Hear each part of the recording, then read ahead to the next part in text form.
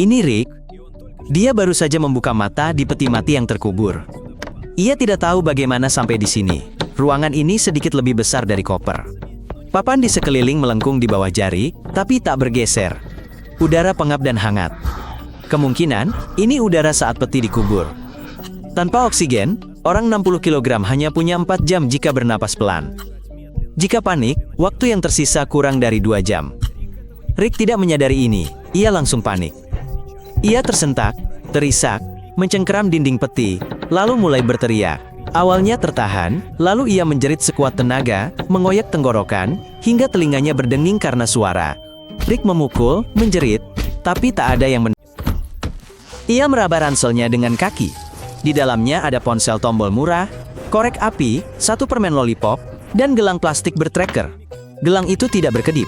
Ponsel tak menangkap sinyal, tapi berfungsi. Rick menyalakan senter, menggerakkan cahayanya ke dinding hingga matanya terbiasa. Ruang itu kayu tak dicat. Di celah-celahnya, butiran tanah segar sedikit terlihat. Ia mencoba menelpon, lalu menulis pesan.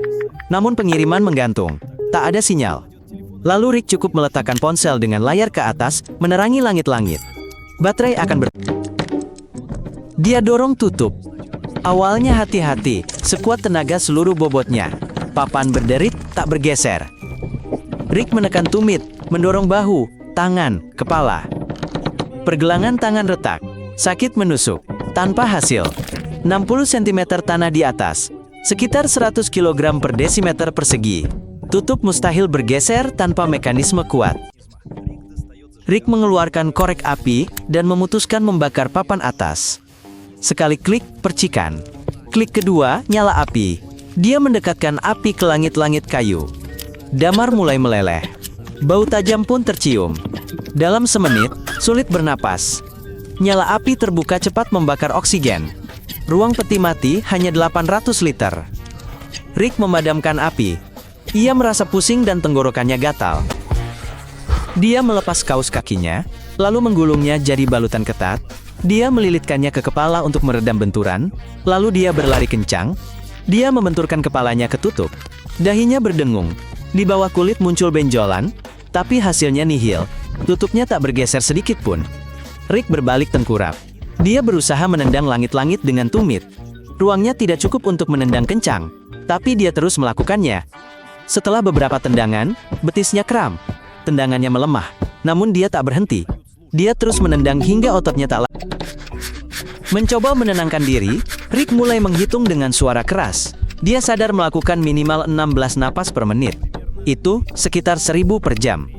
Dan waktunya terbatas. Rick menyadari napasnya lebih cepat. Itu pertanda buruk. Udara sudah menipis. Dalam panik, ia mulai menggaruk papan dengan jari dan kuku, dalam upaya putus asa untuk menembus keluar meski hanya 1 mm. Beberapa menit kemudian, serpihan kayu menancap di bawah kuku, namun ia terus berusaha dengan kekuatan yang sama.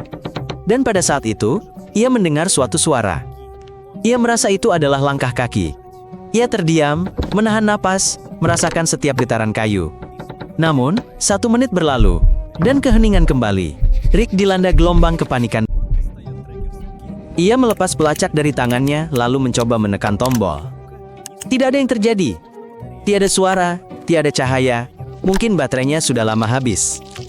Atau memang tidak pernah berfungsi. Rick mengambil permen dan memasukkannya ke mulut. Ia tetap berbaring, menatap tutup di depannya. Mulanya, ia menghitung napasnya. Kemudian ia mulai menyanyi lagu sedih yang pernah didengarnya sewaktu kecil. Suaranya semakin pelan, namun tak berhenti. Hanya itu yang bisa ia lakukan. Ikuti dia. Selama dia masih bernapas.